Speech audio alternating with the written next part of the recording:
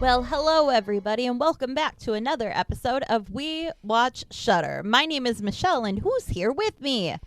It's JD. It's JD. It's always JD. Every single time. It's me. It's Michelle. It's occasionally a third person. Did you check out our most recent episode with Eric Morrison from Time Bomb Pro Wrestling? I hope you did. I did. I listened to the whole thing, even though there's about 20 minutes where I kind of zoned out. Hey, well, I mean, that's fair because you also recorded the whole thing, so you were there. It's fine if you zone out on your own podcast. Okay, good. I think. Then I don't feel as guilty about it. JD, sure. you're still here. We're at 100%, but are you still nine-toed JD?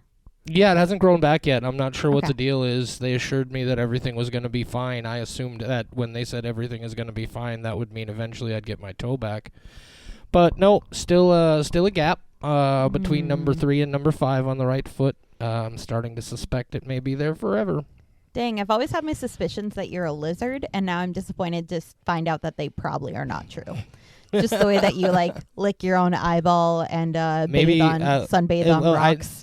I kind of thought I was more like a fluke or a tapeworm or something like that.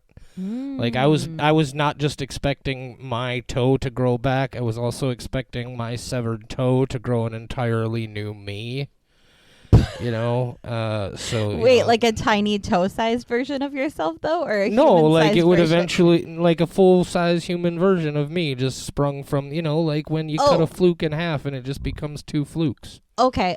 So the toe that was removed would become a different version of yourself. I thought you meant where your toe would suddenly begin growing, and instead of becoming another toe, it would become another tiny version of yourself who's very, very mad about the existence that his life is. No, it's just a simple reproduction through shedding body parts sort of model, Yeah. No, it's not nearly as exciting. I would prefer to have one of my toes become a tiny, angry version of myself. How many toes do you have today, Michelle? I'm still at 10. Surprisingly. Sweet. I've been Pretty doing cool. everything I can to lose them, but they keep coming back home. I've dropped missing them off any in the other middle body of the parts? woods. A gallbladder. Hey, that's something. Yeah. I wanted to take it home, and they told me no because it's considered a biohazardous waste. Yeah, they told upsetting. me. They told me the same thing about my toe bones. I wanted to make a sweet toe necklace, but they wouldn't let me.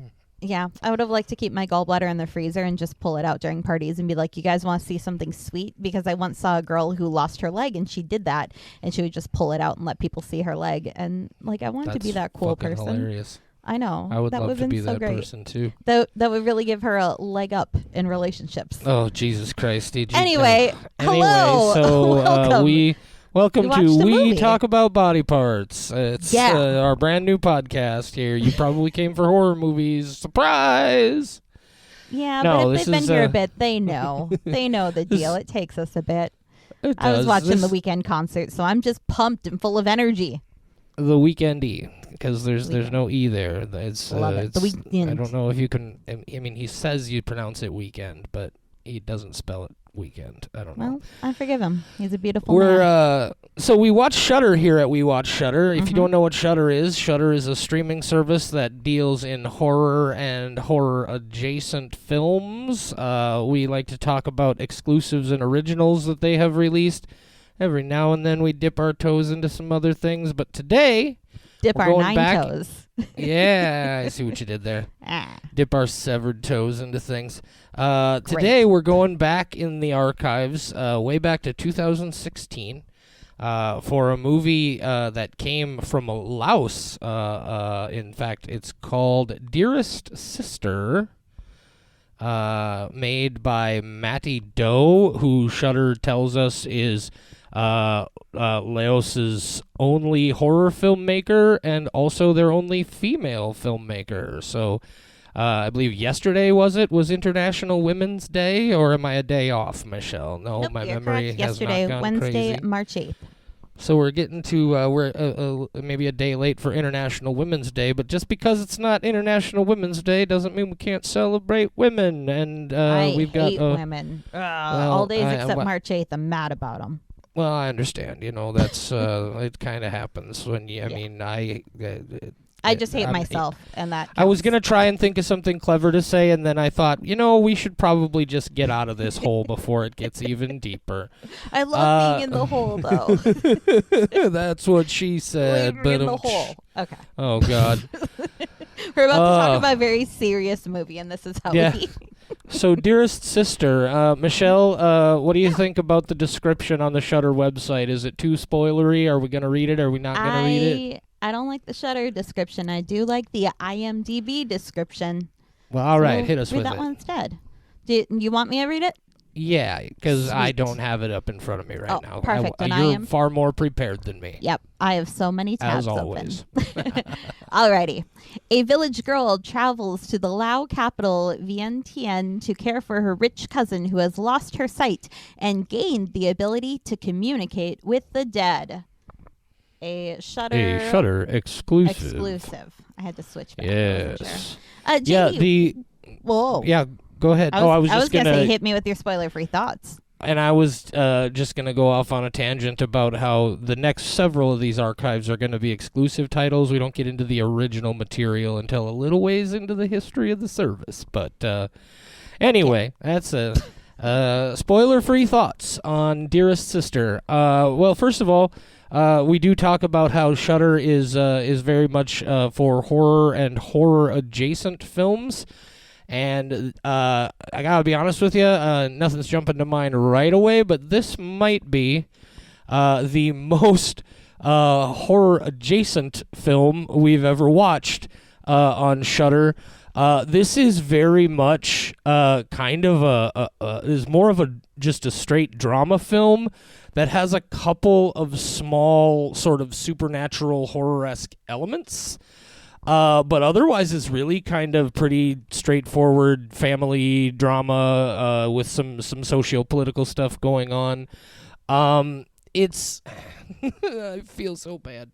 It's well made. I don't have anything against it. It's kind of long and kind of slow-paced for my liking, and never really gets into a lot of the places that I think it does. I suspect also there are some things that happen in the movie that to me don't seem like they would be the kind of things that you would use for the plot of a movie like this, but I don't know if maybe there's some cultural significance in Laos that I'm not familiar with. We'll talk about those details in the spoiler section so I can make more sense of that. But overall, yeah, this is really, again, just kind of a straight drama with some supernatural elements. I didn't hate it, but it's just really not for me. I don't feel comfortable really evaluating it either way, so I'm just going to, split the difference and go right down the middle, 2.5 skulls.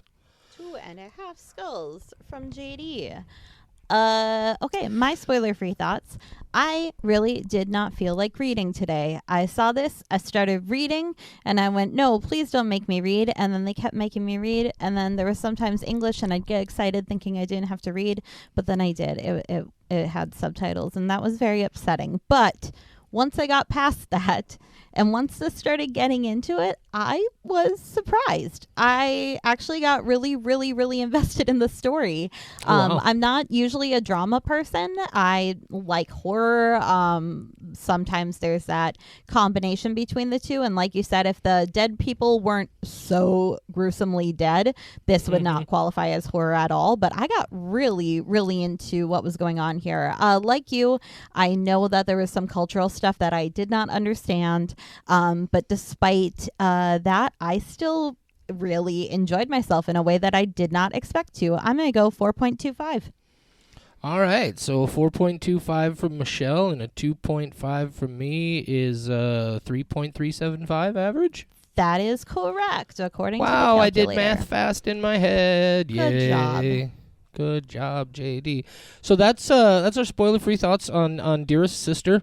The second feature, again, from the only female and only horror film director from Laos. If you are now interested in going to check out that movie before we dig into the spoilers, you're going to want to hit the pause button on this here episode of the podcast right about now. All right, did you come back? I hope you came back. Did you never leave? Cool. We'll take you either way. Maybe you skipped ahead and just very fortunately got exactly to the gap when we get into the spoiler section. You're pretty incredible. I like you. So we're talking about Dearest Sister. Michelle, do you want to do the thing where you tell people what happens in this movie? Or do you want me to do that this time? I mean, I like summing it up, so I'm going to call dibs on this. Have at it. One part of the podcast I like doing. It's the only reason. If you enjoy this part that much, I will be happy to let you have it for as long as you want it. Take it away, man. Michelle. Listen to my hour and 40-minute summary when you could have watched the movie. Now I'm just going to tell you what happens step by step, shot by shot. Okay, so there's a woman just going to read you the script. Yeah, just gonna, but slower. Mine is the extended. Mine's the Zack Snyder cut. Oh, good Lord. So much longer. So there's a woman named Noak, right? Noak, not knock. Noak. Correct. Okay. Noak. Wanted to make sure I was remembering that. So Noak goes to care for her cousin Anna, who is having vision issues and slowly becoming blind. Anna lives a pretty glamorous life because she married a German white guy who had a lot of money compared to other people in the area. Noak starts kind of caring for her. Anna is not nice to her. The other servants aren't very nice to her. But Anna, while losing her sight, begins seeing dead people, and the dead people will tell her numbers, and then Noak takes those numbers and goes and plays the lottery. And eventually it kind of comes down to Noak gets a little too greedy. Anna finds out that she's stealing the numbers which she got from her dead mother, and Noak told her meant nothing. So that's, upsetting that she was like, my mother said these numbers, and Noak was like, they didn't mean anything. You lost the lottery. And, that's a whole convoluted thing that out of context means nothing. But anyway, Anna was upset, kicked Noak out of the house, made her sleep with the servants outside. Then she comes back and she has had a surgery. So now her eyes are completely bandaged shut. And her husband has to go away to take care of some shady business deal that he's working on. And Noak is supposed to take care of Anna, but she does not. She begins rearranging the house and not cleaning Anna's bandages on her eyes, and just being awful to this woman who was awful to her previously. And then it all kind of just comes to a head. There's a lot of back and forth. Anna's husband dies when he comes to try to help her. And Anna looks off into the distance because she's taken her bandages off and sees a dead version of herself and Noak standing there, because when Anna sees these dead people, it's right before they have died, not after. And then she doesn't say anything to Noak about it, and Noak's like, what are you looking at? And Anna's like, none of your business. And then they just stab each other, and that's the end of the movie.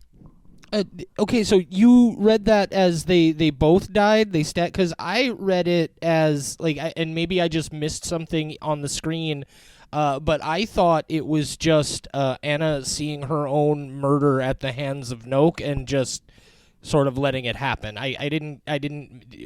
Was there something there that I missed? Do you think? I'm pretty sure that Noak's throat was cut and Anna's stomach was stabbed.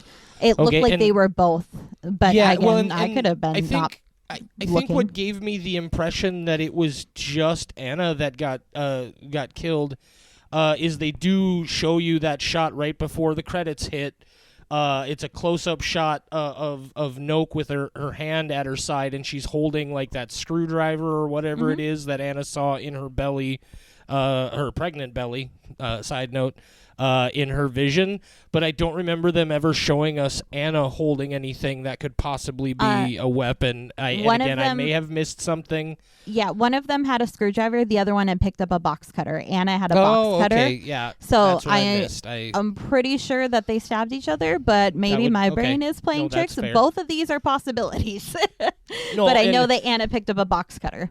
Yeah, so that's, that's basically the plot, and the thing is this is, there is, so much character drama going on here, and, I don't want to call it soap opera-esque, because I think that gives the wrong impression about the tone, and also the quality of it. This is a well-made film. I don't have any complaints about it that way. I thought it was really well done. I thought the performances were solid. But a couple of things that really threw me about this movie. First of all, it was weird to me how the lottery was incorporated into this. And I don't know if that lottery game is maybe more of a cultural touchstone if you're familiar with Laos or whatever. But that just seemed like, is this story where, like, the lady is seeing ghosts and the ghosts are telling her winning lottery numbers? That almost seems like a horror comedy premise, right? And like that's like it's gonna turn into something strange. So that it was just odd to me. Also, and again, maybe I missed something here, and I apologize if I did. They say specifically that Noak and Anna are cousins, but then she starts calling her sister. Did they explain that in there anywhere? And again, I just missed it. I feel terrible that I might have missed a lot of details on this. No, that one, it was one that I had to pay attention to as well. I think it's just a term of endearment instead of a term of family, because remember that Noak meets that guy who Anna's husband knows, exactly and what he I was going calls to say. her. Yeah, he also calls her dear sister. Yeah. I think it's just a term of endearment to say that this person is close to me, like a sister, is kind of the impression I got. Rather than sister to us, meaning like an actual blood relative or somebody who is very, very close to you. I think it's a term of endearment. It was kind of the impression I got. I think you might be onto something there, again, with that scene you referenced. Another thing about this that, again, was odd to me is there's that, you mentioned it just briefly, but there's that whole subplot going on where Anna's husband, Jakob, is very clearly involved in some very problematic business. He's talking throughout the movie about how they might all get in trouble, the company might get shut down. Then at one point he's talking about how they might all go to jail. And I thought, okay, that plot and this thing with her eyes and everything are going to dovetail somewhere and come together, and there is no resolution to that Jakob thing at all. It's just there as part of the background for a while as like a B story, but we never find out, like, did the company, like, what happened to the company, like, it never, because you see that sometimes where there'll be these B side plots that don't seem related to the main story, and then they find a way to bring them together. That didn't happen here. That was just kind of strange to me.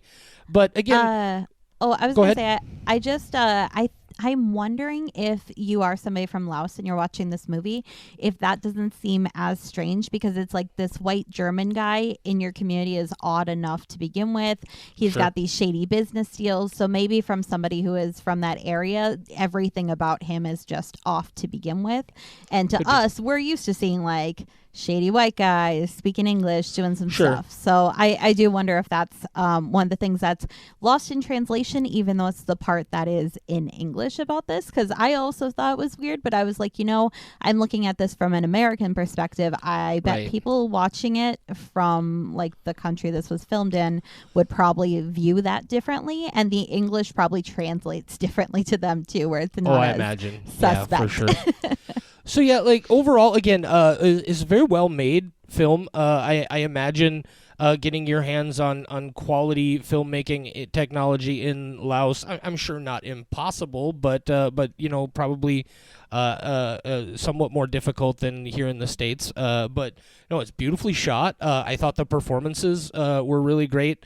I hope the subtitles were reasonably accurate to what was really being said, but I followed everything okay, so I don't think there was a lot of gaps going there. Again, this is just out of all the movies that we've reviewed for the show, maybe the least horror even the supernatural ghost parts in here they're not meant to be like suspenseful. Right? There's never that energy in this. There is, as you mentioned, they do have a few moments where early on we see things and it's kind of the ghostly element, and then later on they start to become more visceral and gory and kind of aggressively injured and bloody. And so overall, it's just. for what it was for me, it was too long. It was kind of slowly paced, and it's just not my flavor, right? So I don't feel. That's why I wanted to go right down the middle on the score on this one, because I always tell people that my score is more about my experience with the film than a judgment of the film's quality, and I feel like that I'm not the right person ultimately to be commenting on this movie in the first place. So yeah, just straight down the middle, 2.5, no complaints, just not for me. Yeah, no, I can't explain why this hit the right tone with me, but it really did. Once I got used to, I'm going to have to read for 101 minutes, which I just was not in the mood for. When I saw this, I was like, please, no, please. I had such a long day. Which is interesting because Michelle, between the two of us, is the one who typically is way more accepting of a subtitled movie and such, as I've mentioned before. Yeah, I have weird anxiety about them. I feel like if I'm reading the movie the whole time, there might be things happening on the screen in the image that I'm supposed to be seeing, but I'm missing. Yeah, that's why I'm taking Spanish lessons so that I can watch horror movies without the subtitles. I keep telling people that, and they think I'm joking, but I'm not. I love watching Spanish movies and knowing what they're saying without having to follow along too closely. It's so much easier because horror movies with subtitles, like you said, they usually put the effects in there as well. So like door closing, and they're never on at the right point, and I hate it. But I also usually accept it a lot better. Like you said, I just was not feeling it today. I was like, don't make me do more work. I've had enough. Yeah, I've had enough. I'm done. I'm gonna watch this movie, but I'm not gonna read this movie. I'm refusing, and I just covered that part of my monitor up with a piece of paper. And maybe that's why I liked it so much more than you did. I was like, this is interesting. What I will say about the movie, and I don't know why exactly, but it did make me curious to go see what else Matty Doe may have done. And this was her second feature, and now has a third, I believe.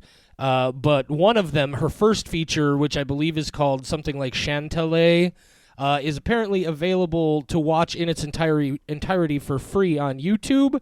And I think I'm going to go give that movie a watch. I don't know why a movie that didn't really work for me overall and is making me want to go investigate more from this person, but I think maybe I'm just more intrigued by the idea of a Laotian female horror director. Also, because this movie wasn't quite so horror-esque, I do want to see if maybe some of her other work is a little bit more down that path. Because I thought what she did with the horror elements here was really well done. There was just so little of it, and it was just more straight drama. The woman who stars in Dearest Sister also stars in Chantelet, so she was also great. Yeah, would like to also point out, you may have noticed we haven't mentioned any names except the director, Matty Doe, and to be totally frank, it's because neither Michelle or I feel like we are even going to be remotely close to successfully pronouncing these names, and we don't want to sound like idiots and get everything. So we're not going to even try to say these names that we don't know how to pronounce. But no, I agree. I enjoyed all the performances here. I think it's really important to get them right. Sorry. Yeah, absolutely. Yeah, no, it's very important.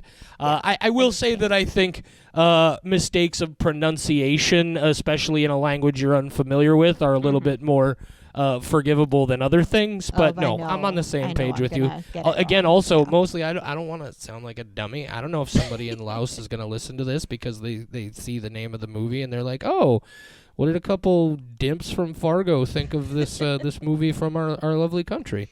Yeah. And they will find out. They're just like isolating the sound clip of us saying the names wrong and being like, we're so sorry. Right. Just like playing it for their friends and being like, listen to these dummies.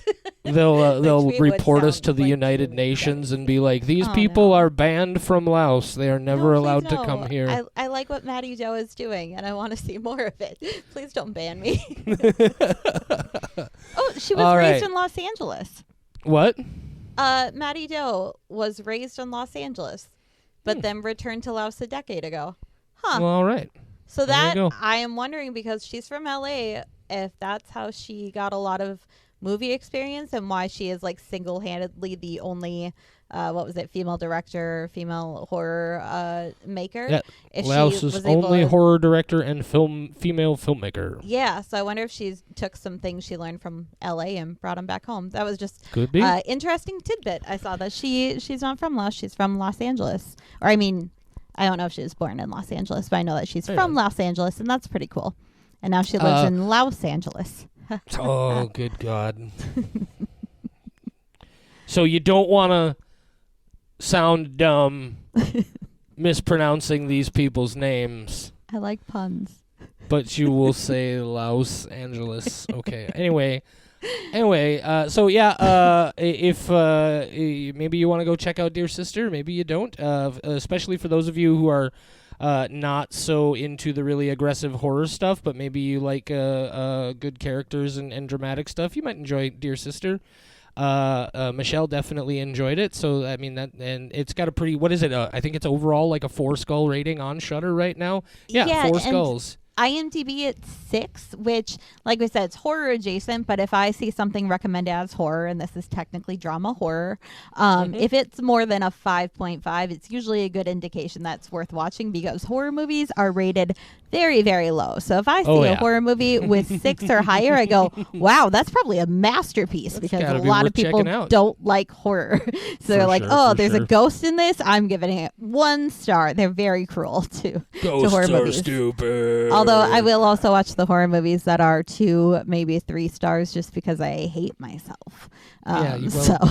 You watch an obscene number of films. I do, and I watched the movie that I told you I turned off in October and didn't want to name on the podcast because it was a small family production, and I watched it twice and I hated it both times. So thank you for that. You watched it, so you didn't like that movie? No, I didn't. But we'll talk about that because they don't even know the name of it. For all they know, we're talking about Tommy Wiseau's The Room. And I'm like, you made me watch Tommy Wiseau's The Room a second time. What a terrible film. Well, I guess the thing that surprises me the most about that is, I mean, I'm glad you did actually go back and watch the entire thing, but why did you do that to yourself twice if you didn't like it the first time? Because I hadn't seen it in its entirety the first time. I had turned it off, which is something I rarely do with movies. Okay. So you didn't watch the entire film twice. Oh, no. I watched. Yeah, that's what I thought you were saying, is that you went back and watched the whole thing, and then you hated it, and then you watched the whole thing again. I mean, that's not outside of the scope of things I do, because Cats the musical, as somebody who is a theater kid or was a theater kid and absolutely loved Cats and was legitimately excited for Cats the musical to become a thing I could stream at home, I was furious during Cats the musical, and I was just completely beside myself about how they fucked it up that badly, and I watched it 4 times that week. Good Lord. Why would you do that to yourself? Because I hate myself. Well, so I'm like, you know what? You've been awful. You deserve to watch Rum Tum Tugger, who is your favorite cat from the initial Cat musical, and you also love Jason Derulo, but somehow these 2 things combined is nightmare fuel. They completely ruined his song, and that was my favorite song. Rum Tum Tugger, he was a curious cat. When he wants outside and you let him outside, he's going to meow to come back in. That's how funny Rum Tum Tugger is. He's just, if you give him a mouse, he'd rather have a rat, but if you give him a rat, he'd rather have a mouse. Rum Tum Tugger, he's got some stuff going on. Also, they completely made Mr. Mistopheles just a insufferable, I almost said human, but I guess he's a cat. Anyway, I want the butthole cut of Cats, please, and I'll watch it 4 more times in a week. There's a cut of Cats the musical where Dame where Dame Judi Dench has human hands. They didn't CGI her hands, so she's got her wedding ring on and everything. They sent it to theaters with human hand, Dame Judi Dench, but the rest of her is a cat. Oh, so welcome to Michelle watches Cats the musical 4 times, even though she hated it. They say, like, don't believe the hype. And there's, like, an opposite, like, hype train about how bad that movie was. And I wasn't on board until I was literally on board and on the railway tracks and being like, what size are these cats? Why are they so tiny on the railroad tracks? But now they're way too big for this chair. What is the sizing? Nobody had any frame of reference for what size these cats are supposed to be. Anyway, Taylor Swift was the only good part of that movie. Her part was good. Have you seen Cats the Musical, JD? No, of course you I should haven't. Absolutely. Why would I do that to myself? I believed the hype. You should absolutely watch Cats the Musical. I'll watch it again. I've seen it more than 4 times now because I keep making my friends watch it. I'm like, hey guys, want to come hang out? We'll do some really fun stuff. And then I put on Cats the Musical, and they're never happy about it, but they don't leave. So again, what is it? That's like your whole thing, right? Like, you don't want to be insulting to people, and you don't want to be rude, so you just continue to sit. Like, man, if I came over to your house and you repeatedly put on Cats the Musical, I would just get up and leave. Well, the doors are locked, so if anybody ever tried to go, God. Now it's Cats the Musical forever. Good Lord. We're gonna learn the lyrics. Oh, well, aside from Cats the Musical, Michelle, what else are we watching for the podcast for next week? I'm going to watch Rum Tum Tugger again because he's how I had my sexual awakening at 7 years old. This is way more than I needed to know.